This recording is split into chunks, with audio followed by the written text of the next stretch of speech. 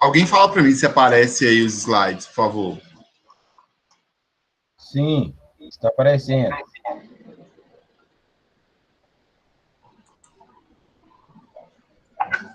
Então, na semana passada, o professor Daniel falou um pouco sobre a atuação do profissional de educação física, né, e os locais onde que a inclusão ela pode acontecer.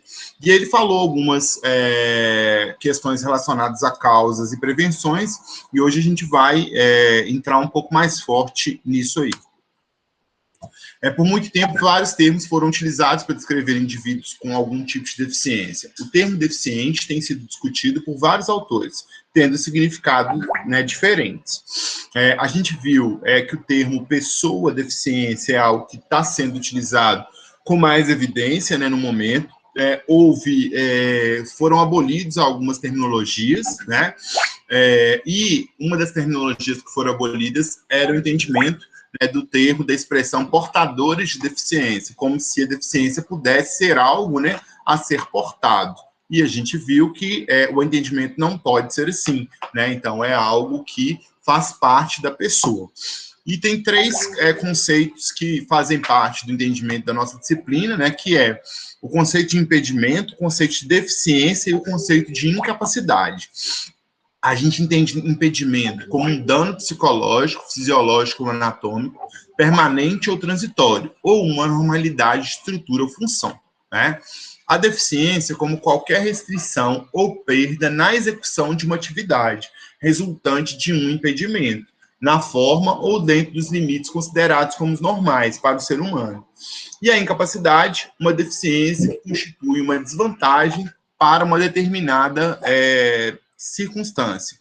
E aí, quando a gente pensa no entendimento de impedimento, deficiência ou incapacidade, por que é importante eu estou trazendo? Porque talvez o indivíduo pode ter um impedimento, né, mas não ter um quadro de deficiência. Às vezes ele pode ter, se ele tem um quadro de incapacidade, significa que ele tem um quadro de deficiência, né? Então, existe uma diferença entre ter impedimento, restrição, né, e ter incapacidade. É importante a gente entender esses termos, porque quando a gente se encontra com alguém, né, que, por exemplo, teve um quadro de aposentadoria em função, né, da detecção de invalidez e incapacidade pelo quadro de deficiência, né, essa pessoa ela se enquadra numa situação diferente do que quem tem um impedimento, né? Então, a pessoa ela tem um impedimento no ato de andar, mas isso não configura incapacidade ou invalidez, né? Então, é importante a gente entender para a gente não julgar de uma forma que não é real, né? Então, eu tenho que tomar cuidado quando eu falo que alguém é incapaz de um ato. E essa incapacidade também está ligada a um parâmetro, né? Não quer dizer que a pessoa não possa fazer diferente aquela atitude ou função, né? Então, a gente quebra com o conceito de incapacidade com a inserção da atividade física, buscando outras formas de realizar, né, o movimento em si ou a tarefa em questão. Nesse mesmo relatório, constatou-se que toda parte da população não tem acesso a informações sobre causa, prevenção e tratamento de deficiência, né? Então, existe uma relação muito leviana no que se refere aos julgamentos, né, envolvendo essa preocupação com definir causas, né, e posturas de prevenção. A gente vai tentar esclarecer isso um pouco. A gente tem algumas causas que elas foram classificadas por campo, né, como causas de diferentes deficiências. Então, a gente tem fatores genéticos, né? Então, os fatores genéticos, eles estão ligados à formação dos genes, né? Então, no período maturacional, então, determinadas características genéticas desse cruzamento entre genes pode definir um quadro de deficiência, né? Então, fatores genéticos é uma primeira vertente das causas. Fatores pré-natais, né, que podem se dar da seguinte forma: ou por doenças infecciosas, né, ou por ingestão de medicamentos durante a gestação, né? Então, a gente tem, pensando em consequências dessas doenças infecciosas que a mãe pode ter tido durante a gestação, né? E ingestão de medicamentos, drogas, álcool. Então, isso tudo pré-natal, né? Então, antes do nascimento da criança, durante o fator de maturação do bebê, no caso, do feto, né? Incompatibilidade sanguínea entre o sangue materno e fetal, né? Então, isso é algo que também pode interferir de modo pré-natal na deficiência, mas é possível administrar, né, uma ingestão de globulina para que isso não aconteça. E a radioatividade, né? Então, existem casos onde que durante o desenvolvimento do feto, né, a mãe fez radiografia ou esteve envolvida com uma situação radiológica, e isso pode também gerar um quadro de deficiência no desenvolvimento da criança. Fatores perinatais, que são fatores que estão ligados, né, ao momento do nascimento, e fatores pós-natais, que estão ligados à posterior ação do nascimento. Então, perinatais, gente, é algo que vai ocorrer durante o ato do parto em si, né? A atenção obstétrica para os acidentes com cordão umbilical e traumas, né? Então, a criança está enrolada no cordão umbilical, ela ficar com hipóxia, né, e não respirar durante um determinado tempo. Então, isso tudo são preocupações que podem gerar um quadro de deficiência. E a prematuridade é a infecção hospitalar, né? Então, a criança, ela nasce de modo prematuro, ela nasce antes do tempo, e há um quadro de infecção naquele momento da concepção, né?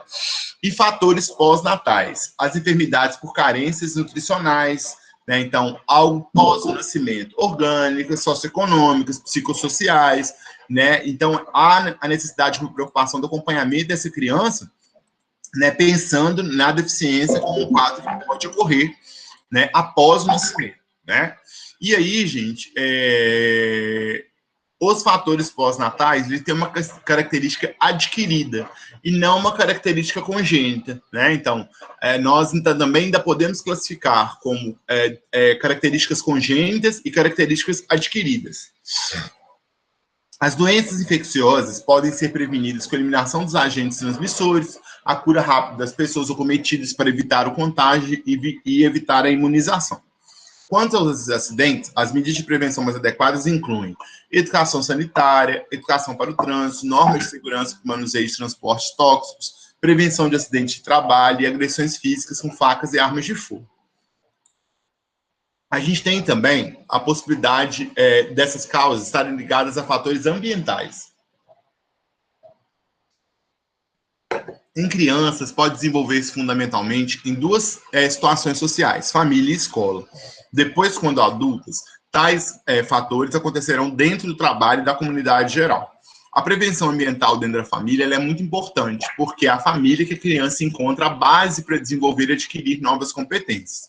Por outro lado, a escola tem sido um lugar no qual, de preferência, acontece a identificação de dificuldade de comportamento, deficiência e outras situações familiares que repercutem no comportamento e desenvolvimento da criança. Então, o ambiente, gente, ele pode gerar um quadro de deficiência. Exemplo disso. Eu tenho o meu filho, por exemplo, o meu filho, ele só fica tranquilo quando eu entrego o celular na mão. E aí, eu entrego o celular na mão e o meu filho começa a só se comunicar com o celular. Então, meu filho ele não quer conversar com outras crianças, né? E ele só fica tranquilo com o celular. E aí, ele já sabe no YouTube, estou falando de uma criança de 2 a 3 anos. Então, ele já sabe no YouTube, ele já sabe escolher as músicas e os vídeos que ele quer ver, né? E a partir dali, ele começa a se comunicar com esses vídeos, né? No caso desse meu exemplo que eu estou dizendo, então esse meu filho, ele só assiste videozinhos de dinossauro. E ele assistindo esses videozinhos de dinossauro, ele se comunica grunhindo, ele se comunica gritando, como se ele fosse um dinossauro. Então eu estou colocando essas crianças numa situação de estresse, né, e de comprometimento de comunicação numa dimensão. E aí quando essa criança ela vai para o ambiente escolar, essa comunicação vai fazer muita falta. Então, eu gero uma confusão mental, né, na estimulação que eu dou em casa para a estimulação que ela vai ter lá fora.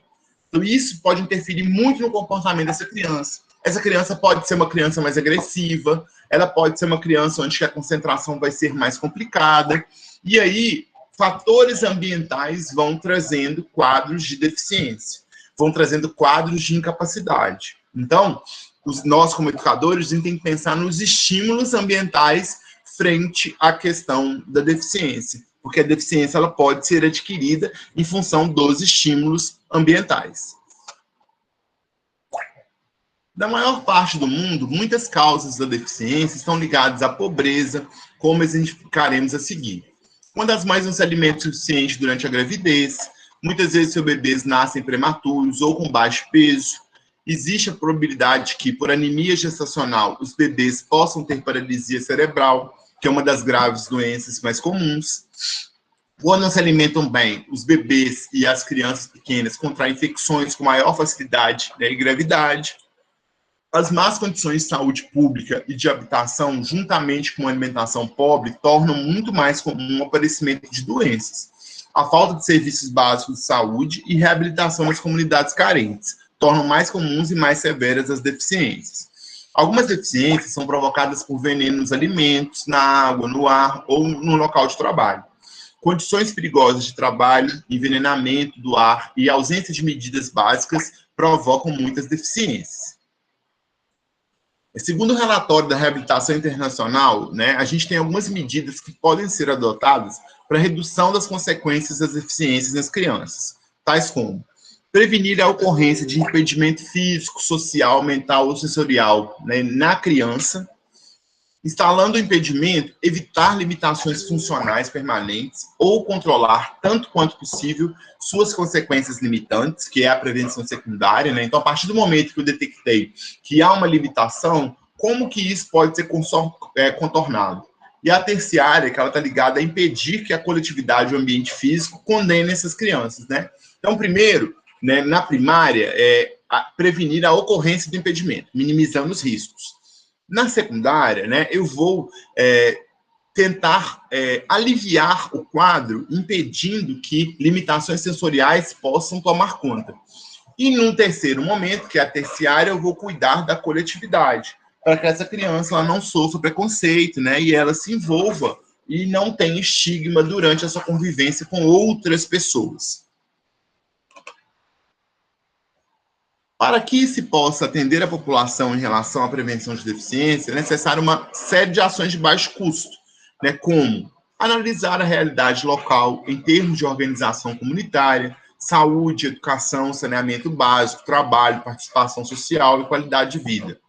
Estimular e apoiar a organização da comunidade, otimizar os recursos públicos e comunitários existentes, valorizar e otimizar a capacidade funcional dos recursos humanos, sobretudo nas áreas de saúde, educação e ação social, integração entre os serviços paralelos, duplicidade de ações e dispersão de recursos, planejamento e execução de amplo programa de ações comunitárias, integração com os meios de comunicação local para divulgação de medidas preventivas, identificação e atendimento precoce de crianças com atraso no desenvolvimento ou deficiências já instaladas.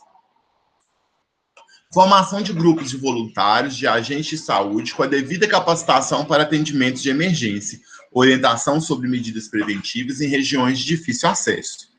Integração com instituições ou agências formadoras de recursos humanos, interação com órgãos municipais, estaduais, federais e instituições comunitárias que possam, de algum modo, contribuir com o processo de prevenção de deficiências, seja prestando orientação técnica, seja alocando recursos para a execução de projetos específicos.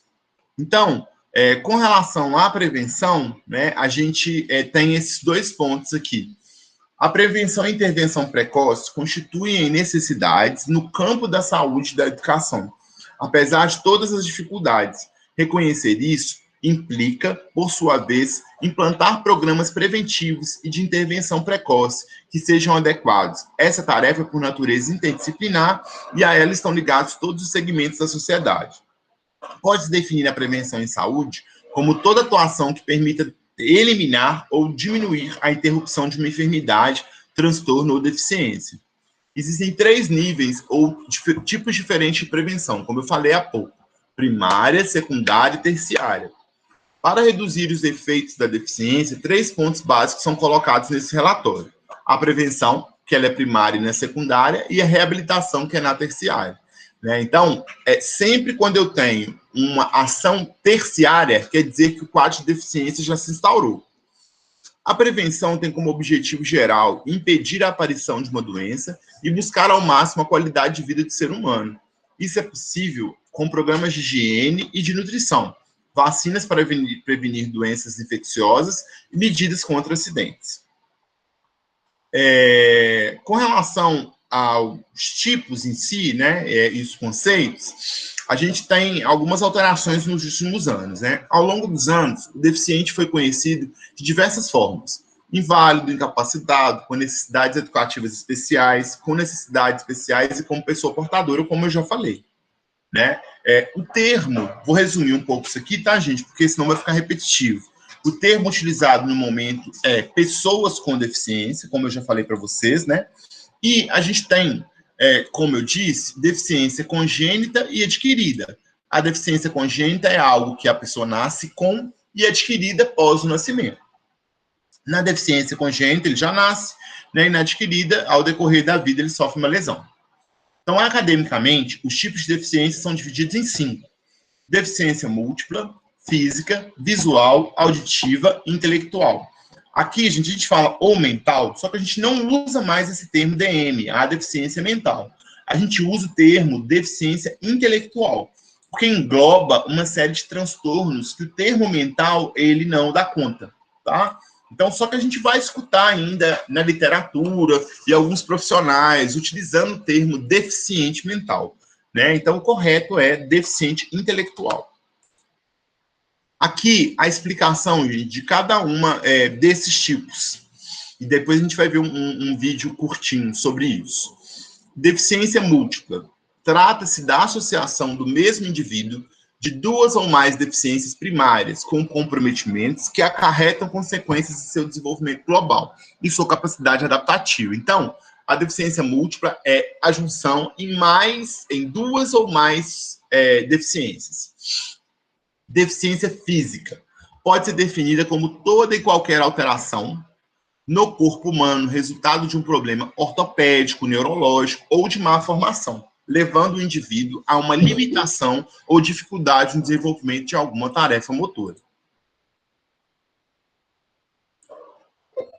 Então, a gente viu deficiência múltipla, né, que são 2 ou mais, e a deficiência física, ela está ligada ao desenvolvimento de tarefas motoras, né? Então, existe uma limitação, né, algum problema, uma dificuldade que gera, né, um déficit no desenvolvimento das tarefas motoras. Então, pensou em deficiência física, motor.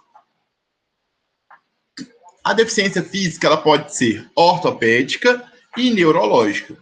A ortopédica é aquela que desenvolve predominantemente problemas nos músculos, ossos e ou articulações. A neurológica é aquela que envolve predominantemente as deteriorizações ou lesões do sistema nervoso central, tá? Então, eu posso ter quadro de neurológico e ortopédico junto? Posso, né? Mas eu posso ter um e não ter o outro. Por isso que existe essa divisão. Identificando os tipos de deficiência física. O grupo formado por pessoas com deficiência física é heterogêneo, então eles são tipos diferentes de deficiência física, estimado em 2% da população. Existem vários tipos de deficiência física, né? E em níveis também diferentes de acontecimento. A gente vai ver alguma delas, tá? Então, alguns tipos mais comuns. A paralisia cerebral, então, muita gente chama PC, né? Então, quando alguém fala, o indivíduo tem PC, paralisia cerebral. Consiste em um conjunto de transtornos psicomotores incapacitantes que são permanentes, irreversíveis e constantes ao longo da vida. É causada por uma lesão de uma ou mais áreas específicas do cérebro responsáveis pelo controle motor. É um impedimento não progressivo que pode ter origem antes, durante ou logo após o nascimento e se manifesta na perda ou no comprometimento do controle sobre a musculatura voluntária. Então, o indivíduo que tem paralisia cerebral, né, ele tem espasmos musculares, né, e movimentos que ele não controla, né, e que a relação entre cérebro e controle, ela se dá com mais espasmos, né, e não de uma forma controlada como a gente faz, né.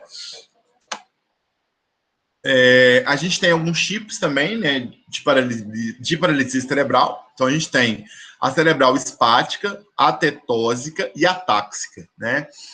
Eu não vou cobrar isso em prática, então fica mais a título de curiosidade mesmo, porque, gente, se eu tiver um aluno que tem paralisia cerebral e algum tipo dessas paralisias aqui, né, eu vou ter isso num laudo médico.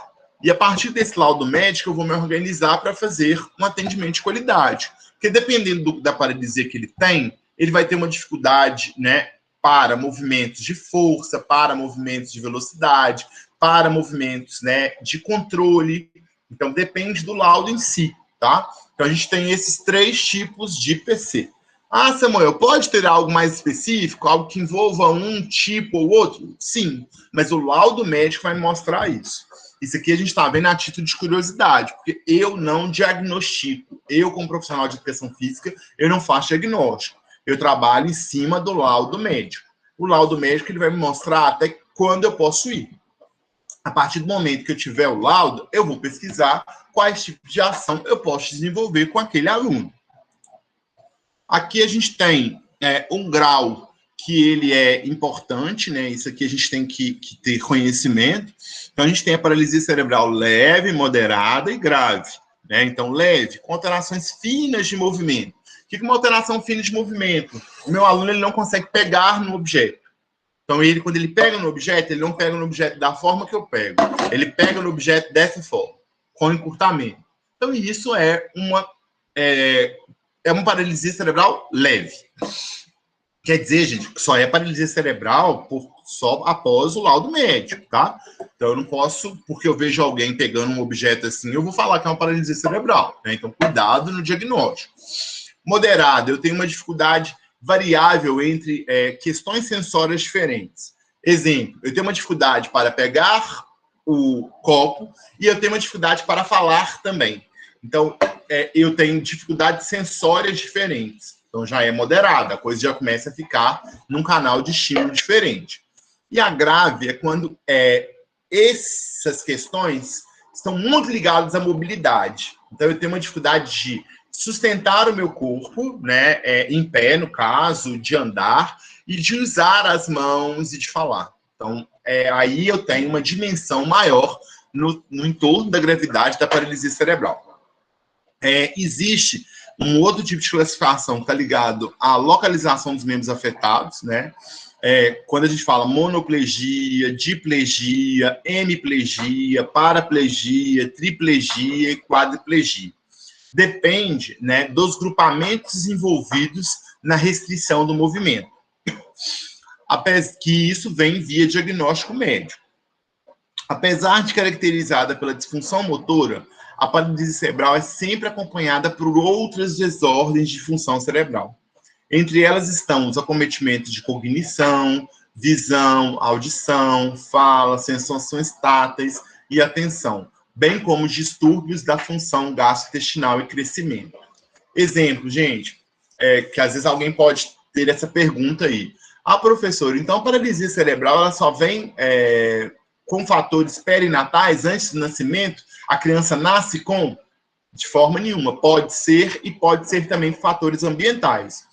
Recentemente eu recebi uma ligação do conselho de uma psicóloga da vara jurídica de Belo Horizonte, que existe uma criança, né, que estava disponível para adoção, e essa criança ela nasceu sem nenhum tipo de deficiência, né, e com 9 meses ela deu entrada no hospital com uma luxação de quadril. Então, ela pode ter caído no berço ou algo assim. 9º mês. Depois, com 1 ano e meio, essa criança ela deu entrada no hospital com um quadro de paralisia cerebral. Então, como se essa criança tivesse sido sacudida, né? E ela foi sacudida a ponto de que isso interferiu na organização cerebral dela, né? Hoje em dia, ela não fala, né? Ela não anda, e ela tem dificuldades para se expressar ela escutar ela escuta bem. Então, uma criança que nasceu sem deficiência e aí depois foi se descobrir, ela estava sendo agredida pelos pais, né? Então, o quadro de deficiência ele veio pós o nascimento. Então, a paralisia cerebral é algo que pode vir também por fatores ambientais. Não só isso, mas também um acidente, uma queda, né? Então, isso pode interferir no quadro de paralisia cerebral. Sei se vocês já escutaram muitas vezes quando a criança, né, está recém-nascida, né, aí a mãe fala, muitas pessoas falam isso, cuidado com a muleira dele, né, cuidado com que tem informação, né, porque está muito mole, né, essa região, e se tiver uma queda, pode interferir na organização cerebral, né, então há um cuidado muito grande nesse momento. A epilepsia, que é uma alteração na atividade elétrica do cérebro, temporária, irreversível, que pode produzir manifestações motoras sensitivas, sensórias, psíquicas ou neurovegetativas. Reversível porque, gente, é possível tomar medicamento, é possível controlar essa atividade elétrica do cérebro. Embora seja essencial saber didaticamente como se caracteriza a paralisia cerebral, mais importante é considerar as situações que se apresentam a responder as perguntas. Como que meu aluno anda?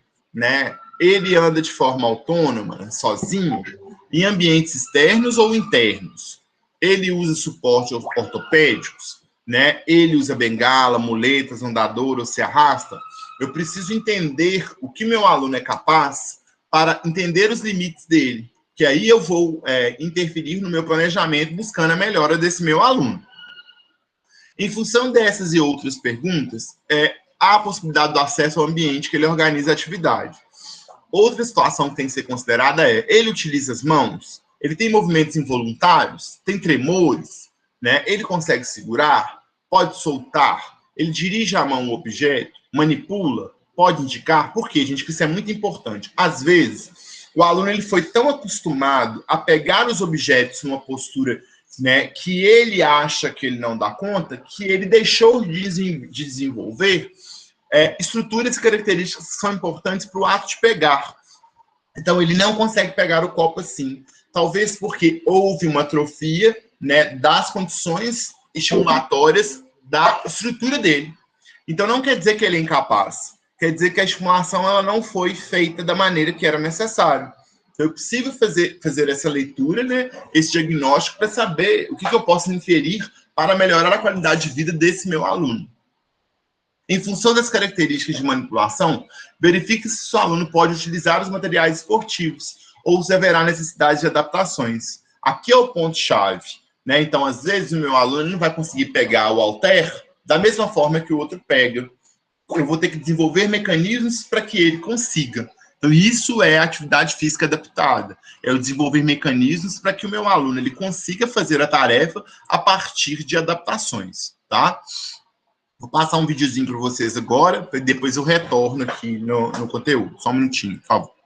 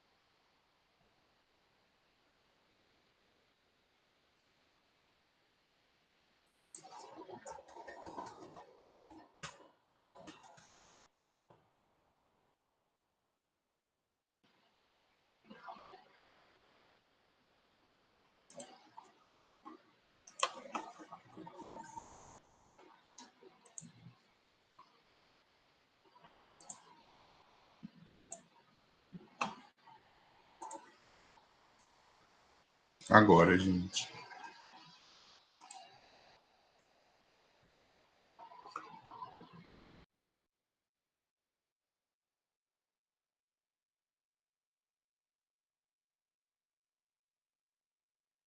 Oi, gente. Então, continuando a falar sobre a educação inclusiva, agora falando sobre os tipos de deficiência. Bom, nós temos o tipo de deficiência visual, que ela pode ser dividida de duas formas, como cegueira ou baixa visão. A cegueira é quando você tem a perda total da visão e a baixa visão é quando você tem uma alteração nela. E, assim, uma alteração que não dê para consertar, vamos dizer assim, para remediar com o uso de algo auxiliar, seja óculos, lente, enfim. É quando é prejudicado de forma maior, né? Você não consegue ver o todo, enfim.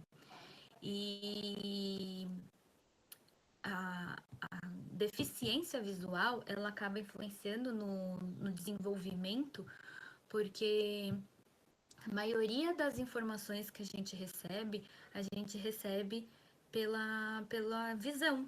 Então, você acaba tendo, né, ali uma influência no desenvolvimento motor, na fala, no seu desenvolvimento social, cognitivo. Então, a deficiência visual, ela acaba acarretando todos um monte de outros problemas para o indivíduo.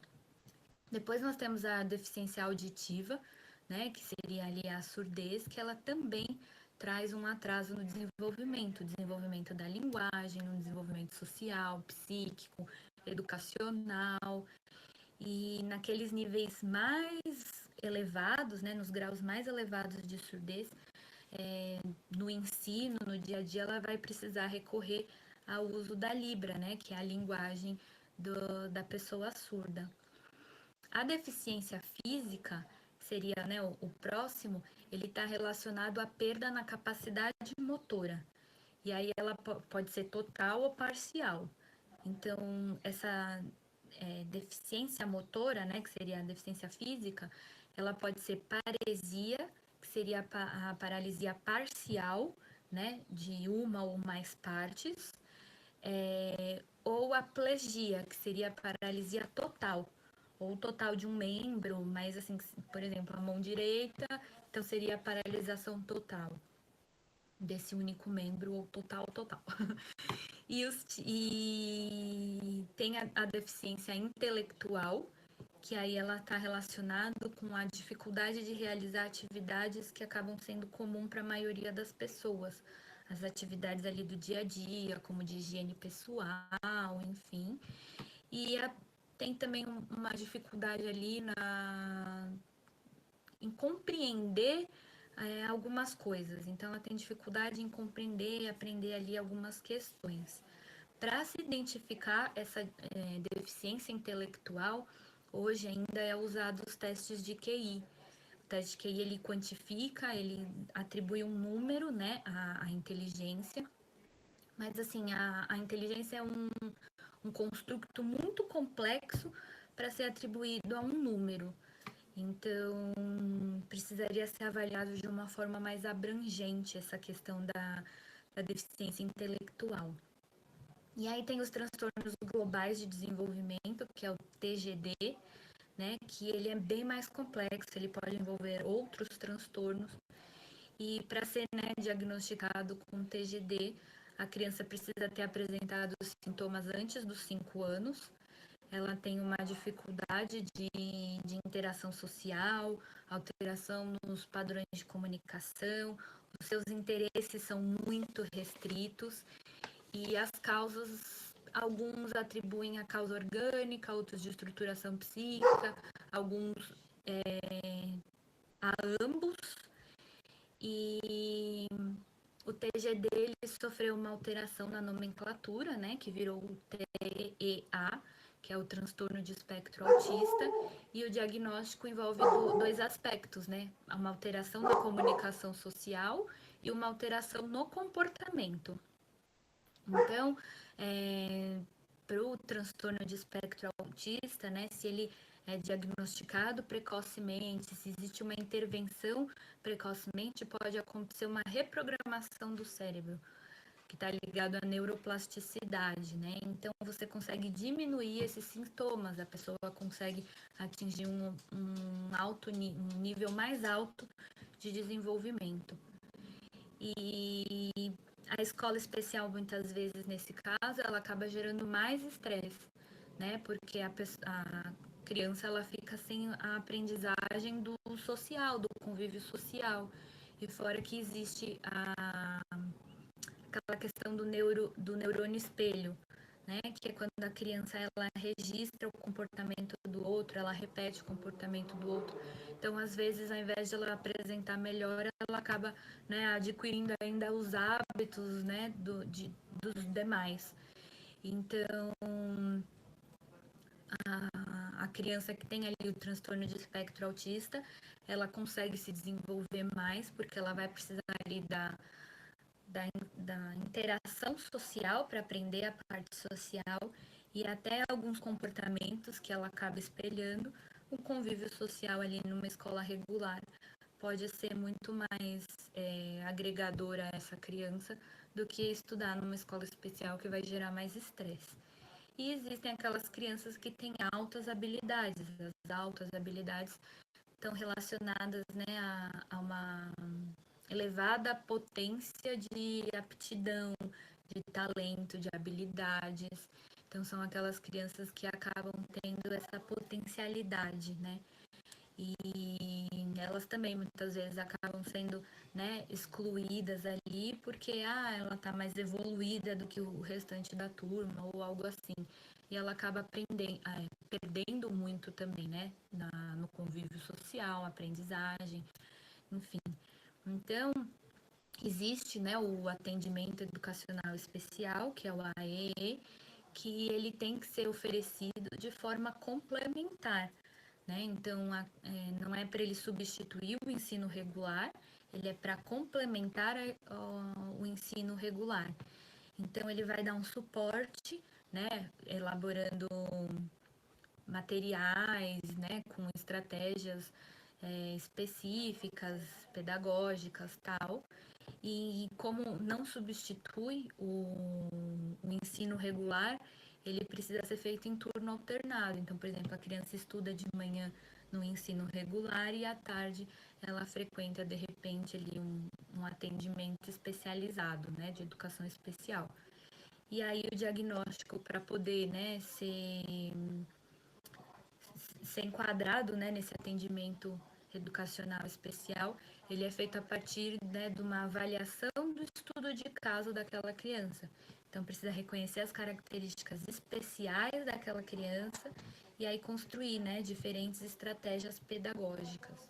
Esse atendimento educacional especializado, ele é previsto, né, num decreto, o decreto 6571/08, que diz que ele tem que ser prestado de forma complementar. Bom, então sobre os tipos de deficiência, né, e o atendimento a essas diferentes deficiências, é um pouco disso. E então a gente se vê no próximo vídeo. Até mais!